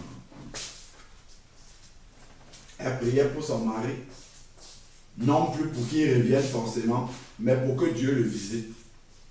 Elle priait aussi pour cette femme-là. Là où la puissance de Dieu se manifeste, c'est qu'un jour, la femme là qui est païenne avec son mari vient pour la toucher. Elle dit non, ne me touche plus. On est dans le péché. C'est une païenne qui parle comme ça à cet homme-là. Que non, tu n'as plus le droit de me toucher parce que nous sommes dans le péché. Nous sommes dans l'adultère. Le mari ne comprenait pas. Elle sort ça d'où? Ça vient d'où? Elle n'est pas partie dans une église, mais la femme a parti. D'un moment, elle a dit non, plus de relation avec toi, c'est terminé. Parce que toi, tu es marié, tu as une femme. Ta femme, elle est toujours là, elle est vivante, c'est ta femme. Il faut que tu ailles retrouver ta femme. Et donc, peu de temps après, cette femme-là, elle s'est convertie et puis elle a quitté le mari de la femme. Sans qu'elle n'aille bousculer cette femme-là, faire le bruit dans ce foyer-là pour dire non, tu as pris mon mari. Juste, le Saint-Esprit a rempli son cœur d'amour pour la femme-là, pour que sa prière puisse être efficace pour cette femme-là. Elle a prié, la femme-là qui était païenne, elle-même a commencé à parler à son mari et elle lui dit non. Moi, je ne peux plus rester avec toi parce que nous sommes dans le péché. Toi, tu es le mari de quelqu'un d'autre, moi, je vais te laisser. Elle est partie, elle s'est convertie au Seigneur Jésus-Christ maintenant. Sans que la sœur ne soit jamais venue lui parler de Jésus-Christ. Jamais. Sans que la sœur ne soit même jamais venue lui dire je prie pour toi, jamais de la vie. Juste comme ça. Et Dieu, actuellement, est en train de toucher le mari aussi. Le mari se convertisse à Jésus-Christ. Et nous, on a cette conviction-là que Dieu va toucher le mari, va se convertir et puis il va revenir vers sa femme. En tant qu'un enfant de Dieu, il ne va plus revenir comme un païen. Amen. Amen. C'est des choses vraiment, des témoignages concrets où on voit vraiment la main du Seigneur. Quand on cherche à faire la volonté de Dieu, on voit vraiment comment Dieu est puissant, il est capable d'agir, de transformer les situations où on voit que là, cette situation-là, c'est terminé, il n'y a plus rien à faire par rapport à ça, c'est fini. Dieu vient, il transforme ça complètement. Quand on confie tout entre les mains du Seigneur, on fait notre part. Si le Seigneur demande pardon, on fait notre part, on laisse ça entre ses mains. Quand Dieu lui prend la situation, le Seigneur, il transforme cette situation-là d'une manière que nous-mêmes, on n'aurait jamais pu imaginer que c'est de cette façon-là que Dieu peut agir.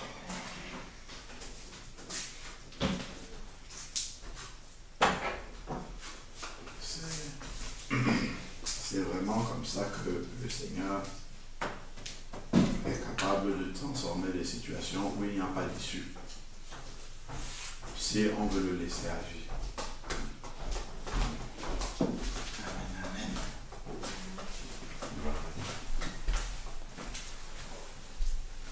Je voulais dire quelque chose.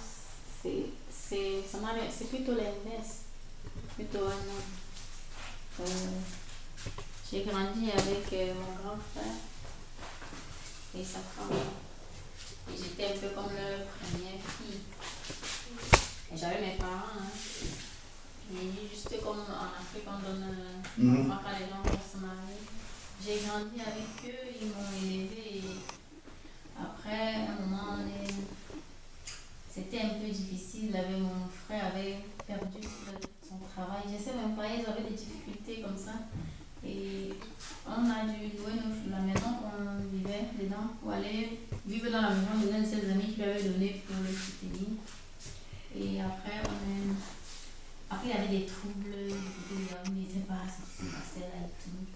On a dû quitter, c'était un peu, je sais pas cette année, j'étais petite, j'avais 7 ans ou 8 ans, je me souviens pas très bien. Et on a dû aller au village. Et de ce village, mon frère est resté du côté des Yaoundé, on est resté au village. On est resté au village, on a inscrit une vie de paix et tout. Et on est resté avec la seule femme avec mon frère. Elle était comme ma maman, ma deuxième maman. Et elle avait déjà fait 2 enfants quand on parlait. Elle a fait 3 enfants. Elle avait la petite fille qu'elle avait accouchée. Mais arrivée au village, elle vivait tout le temps avec nous, avec ma maman. Mais elle partait chez eux de temps en temps. Mais elle a conçu après avec le beau-frère de l'une de mes soeurs, en fait, de ma grande soeur. Un beau-frère, bon, je ne sais pas. Il vivait dans l'adultère, en fait. Parce que monsieur aussi était marié, il vivait dans l'adultère. Et de cet adultère, elle est tombée enceinte. Et après, ça a été tellement difficile. Puisque mon frère n'était pas là, donc c'était pas son enfant, tout le monde le savait. Ça a été tellement difficile, on a renvoyé cette femme. Mon frère l'a renvoyée chez sa maman. En fait, c'était renvoyer, c'est trop dur. C'est-à-dire, elle-même dans la situation, c'était tellement pire que. Parce que nous sommes dans une famille polygamique, 4 femmes. Mon papa avait 4 femmes. Tu peux imaginer avec beaucoup d'enfants, donc tu peux imaginer un peu la réaction que les uns et les autres. Et c'est vrai que nous avons été. Parce que mon papa était catholique et les mamans étaient protestantes, sauf la première femme. Et bien qu'on n'était pas dans une communauté comme celle-ci, nous étions vraiment des enfants de Dieu, depuis toujours. Et on avait vraiment cette éducation comme on l'a ici. Et voilà. Ça a été tellement difficile à envoyer. Et tout c'est le souhait de tout le monde. Quand on a appris ça, c'était une bombe. Et mon frère, il a perdu la tête. C'était tellement difficile. Et quand mes soeurs ont appris, elles se sont tournées, elles m'ont regardé. Nous sommes une famille. En fait, il n'y a personne chez nous que tu vas dire non, on va voir tel, il est trop grand. Non, nous sommes vraiment des personnes humbles. La seule chose que mes soeurs ont eu, tu vas l'abandonner maintenant. Tu vas le prendre, de commencer à zéro. Tu vas détruire la vie de tes enfants. Ça sert à rien. On ne met pas ça sur les... On l'a supplié. Elles ont plutôt supplié mon grand frère. Regardez. Pardonner. Ça a été quelque chose de... Jusqu'aujourd'hui, les gens ne comprennent pas que mes soeurs ont réagi. Ma soeur devait venir avec moi, mais malheureusement, bon, l'histoire aussi longue. Elle est venue ici et elle est mariée du côté d'Arlon. Mais bon, ça c'est une autre histoire, je vous raconterai une autre fois. Mais ça a été tellement difficile. Supplier mon frère, mais ça a été une bataille. Vous imaginez? Et on a appelé cet enfant Ismaël. Il est devenu, maintenant, après elle a accouché, c'était difficile, ses parents, sa maman pleurait et tout. Et supplier, parce qu'ils disaient cette famille, une famille comme la vôtre, est-ce qu'on pourra encore la trouver? Parce qu'on n'avait pas de problème, donc c'était juste cette situation qui venait détruire les gens. Donc c'était pour lui dire à elle, peu importe ce qu'elle fait dans son cœur, le pardon, ça change. Tu peux ne pas pardonner directement, peut-être au travers de tes filles, tu as déjà entendu ce qu'elles disent, ou ça peut te conforter. Il ne faut pas te mettre en colère parce que... Oui, et le fait que moi je ne pardonne pas, ma première fille aussi ne pardonne pas. Voilà, tu vois, tu réagis à cause de ton attitude. Mais parfois tu ne fais pas toi-même, c'est le diable parfois qui se met au devant de toi. J'ai dit que mes soeurs, j'ai 2 soeurs, puisque moi j'étais une petite fille, donc qu'est-ce que je pouvais dire? Et puis j'étais comme leur fille, j'étais une petite fille, donc je ne pouvais pas dire. Et ma grande soeur, celle dont je suis, n'était pas aussi très grande. Donc, ce sont mes 2 soeurs qui ont réagi. Mais je dis que c'était une bataille. Et mes frères, parce que j'avais d'autres frères aussi, parce que nous sommes Nous étions 8 dans notre maman, on a perdu un. Nous sommes maintenant 8. Nous sommes 9, 8 maintenant. Les garçons, ils n'ont rien dit. C'est là, bon, pas qu'ils n'ont rien dit. C'est-à-dire, c'était dur, quoi. Et mes soeurs, elles ont dit, ça c'est un... Tu vas les voir commencer. J'ai dit, c'était même pas leur problème. En fait, quand on va dire ça comme ça, mais elles étaient là, bataillées, jour et nuit, pour supplier. C'est vrai, elle a fait cela. C'est vrai. Mais tu vas devoir tout recommencer. Tu vas détruire la vie des enfants. Est-ce que tu as pensé à ça? Tu vas prendre une autre femme, peut-être elle va venir voler la vie de ses enfants et les enfants seront perdus. Ça serait une famille perdue. Supplier. Il a récupéré la femme. Il a les enfants à la maison, on l'appelle Ismaël. C'est plutôt eux-mêmes qui se sentent coupables et mal. Et puis après, un jour, on a une fête, la fête de l'une de mes soeurs consanguines. C'est la première fois que j'entendais l'un de mes frères consanguins qui disait qu'il appelait quoi. En fait, comme si on disait tu as volé, mais tu as. Je sais pas, c'est un mot d'adultère. Et j'étais foudroyée par la douleur parce que moi j'entendais ça. Nous, à la maison, nous les enfants, on n'a jamais même pensé à ça. C'était la toute première fois qu'elle a. Donc ça venait du dehors, quoi. Donc, c'est tellement qu'elle entendait souvent ça.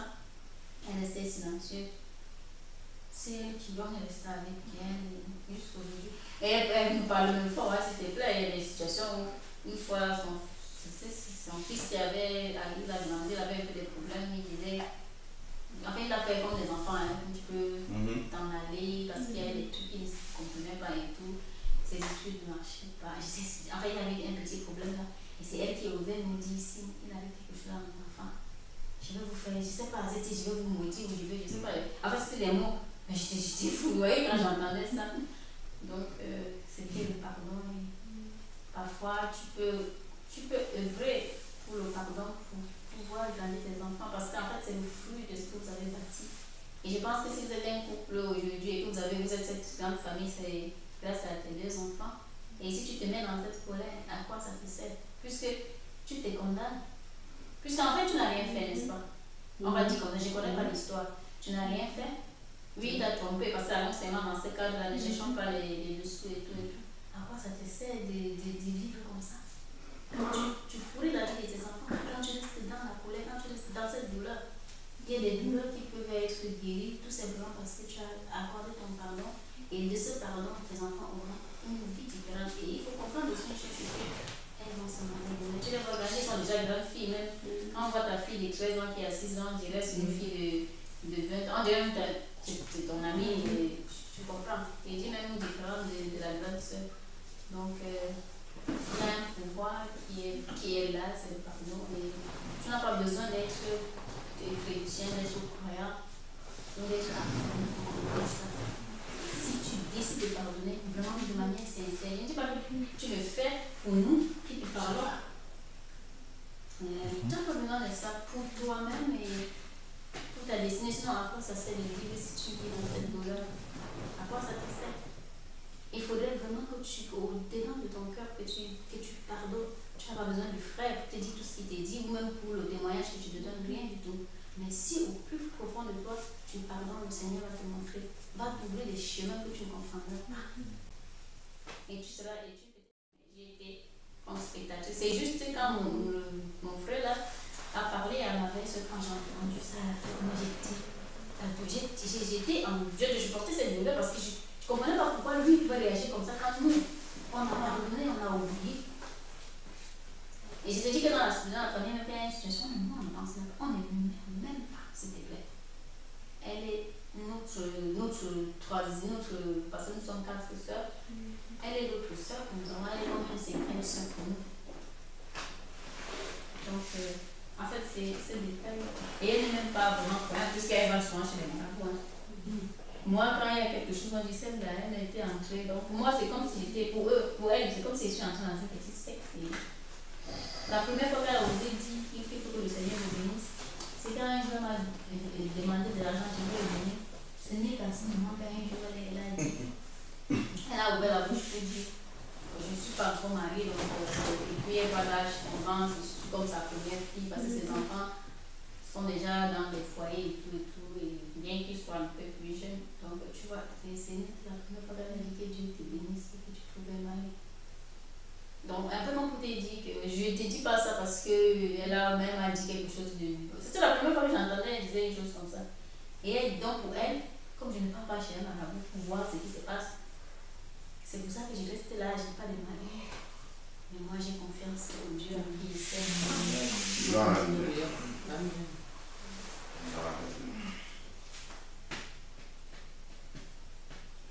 Ça prend du temps, mais j'ai dit souvent à mes clientes, et il y a beaucoup de personnes pour le temps un peu bon.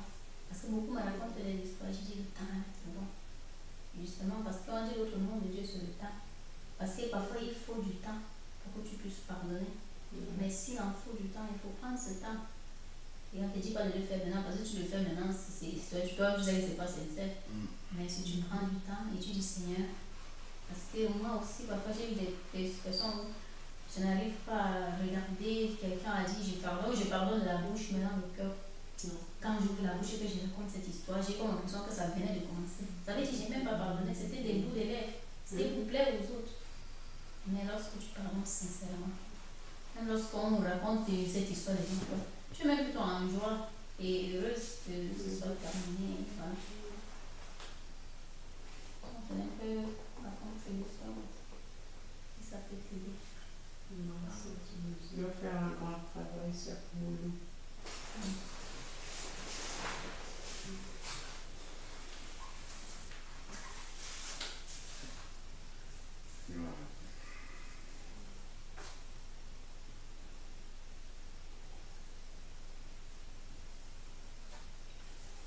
Bon, je propose qu'on prie, qu'on dorme.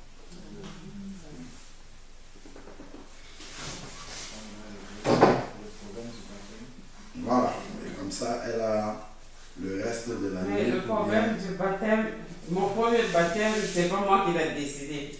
Le deuxième baptême, j'aimerais que ça vienne de moi. Tout à fait. Ouais.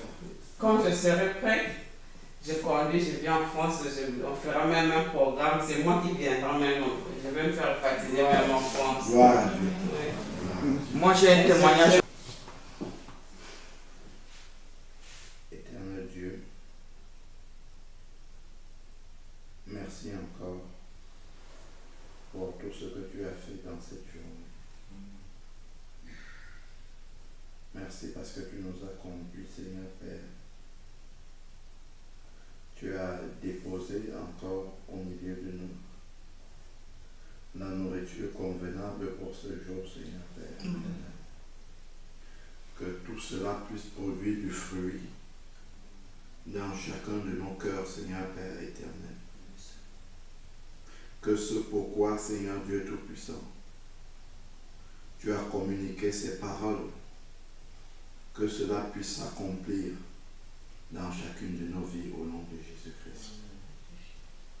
Seigneur éternel Dieu, nous te prions encore pour Cynthia, pour te rendre grâce, Seigneur Père, de ce que tu lui as manifesté ton amour encore, Seigneur Dieu. En venant nous interpeller tous sur le fardeau qu'elle portait et dont nous n'avions pas connaissance. Merci parce que c'est toi qui es le réparateur des brèches. Tu es celui-là qui est capable de reconstruire toutes les années et de restaurer les années que les sauterelles ont dévorées. Seigneur Dieu, que dans ce conflit, ou ces conflits qu'elle a eus avec son mari, Seigneur Père, viens encore la fortifier, viens lui donner encore les réserves nécessaires, Éternel Dieu, pour pouvoir avancer, pour pouvoir continuer à élever et à éduquer les enfants dans la crainte de ton nom. Seigneur, viens encore maintenant et accomplis l'œuvre pour laquelle, Seigneur Père, tu as permis que son histoire puisse être connue de ton Église. Seigneur, continue à travailler dans son cœur. Montre-lui vraiment, Seigneur Père éternel, ce que tu attends d'elle, afin qu'elle puisse le mettre en pratique. Père éternel, nous nous abandonnons entre tes mains. Accorde à chacun de nous, Seigneur Père, une fin de nuit reposante, Seigneur Père, et un sommeil doux et agréable qui vient de toi. accorde à chacun de nous du repos et permette que demain nous puissions nous lever, Seigneur Dieu, en pleine santé, Seigneur Père, et que tu continues à nous nourrir. Merci pour toutes les louanges que tu as inspirées, Seigneur Père. Merci parce qu'elles sont montées vers toi et que toi tu les as agréées parce que tu es bon et tu prends plaisir lorsque ton Église te loue, te célèbre. Merci encore, Papa. Merci pour ceux qui sont déjà endormis. Continue à veiller sur eux, Seigneur Père éternel. Et sur chacun de nous aussi, Seigneur Père qui allons endormir au nom de Jésus-Christ. Amen. Amen. Bonne nuit. Merci. Merci. À tous. 6 heures. Encore avec les... Mais c'est déjà 6 heures. Amen. Hey, c'est vraiment... Les 6 heures. Wow. J'ai dormi.